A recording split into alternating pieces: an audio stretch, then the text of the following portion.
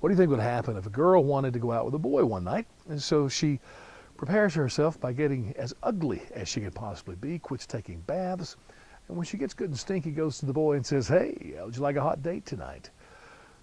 I'm a boy. I feel pretty comfortable in saying that he's going to respond like, I got a thing tonight. I'm going to have to pass on that.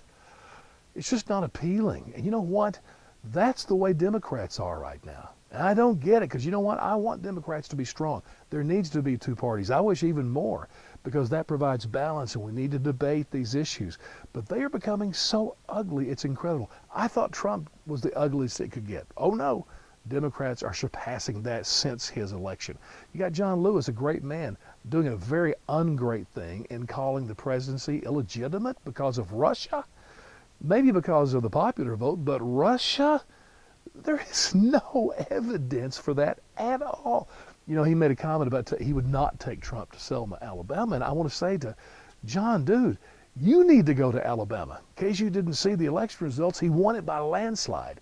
Now, maybe he didn't win the African-American vote, but you need to step out beyond that because most people aren't African-American, and you'll find out in Alabama why Trump won. You know what it wasn't about? The Russians hacking, believe me.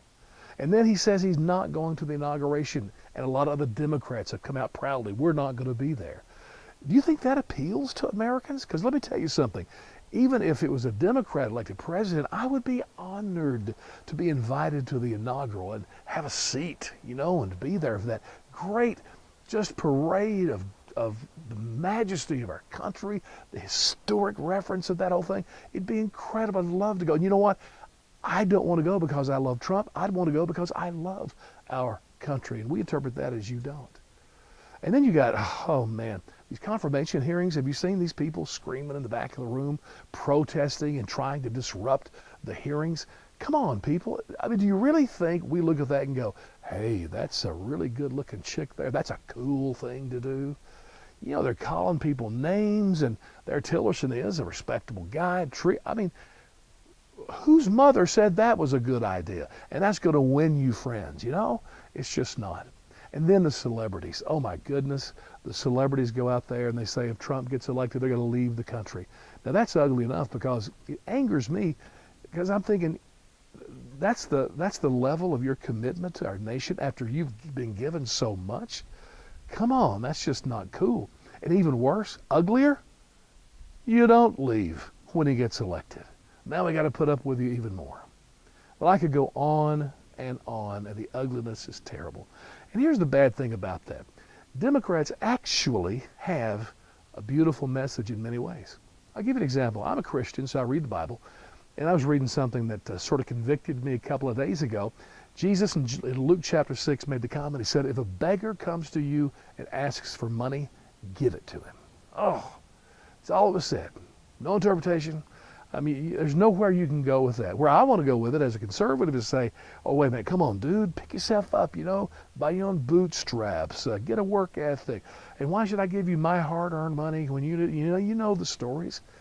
Democrats have a really cool, much more appealing message in dealing with the needy than conservatives do. Now, when it really gets to the brass tacks and how we're going to feed the hungry, because I want that to happen, we're just going to have to debate how we would actually do that. But you guys, much more appealing. And lastly, ugliest of all was your candidate for president.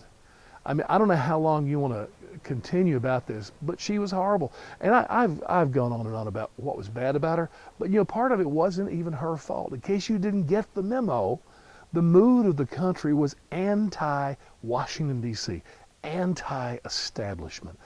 I mean, she was the epitome of that stuff. Come on, Democrats. Get some beauty into your life. Become appealing once again. We need that to balance this whole thing. We want debate. I tell you what, if you don't bring it, next election, actually the next votes, the only vote you're going to get is to be put on the endangered species list. And after that, extinction.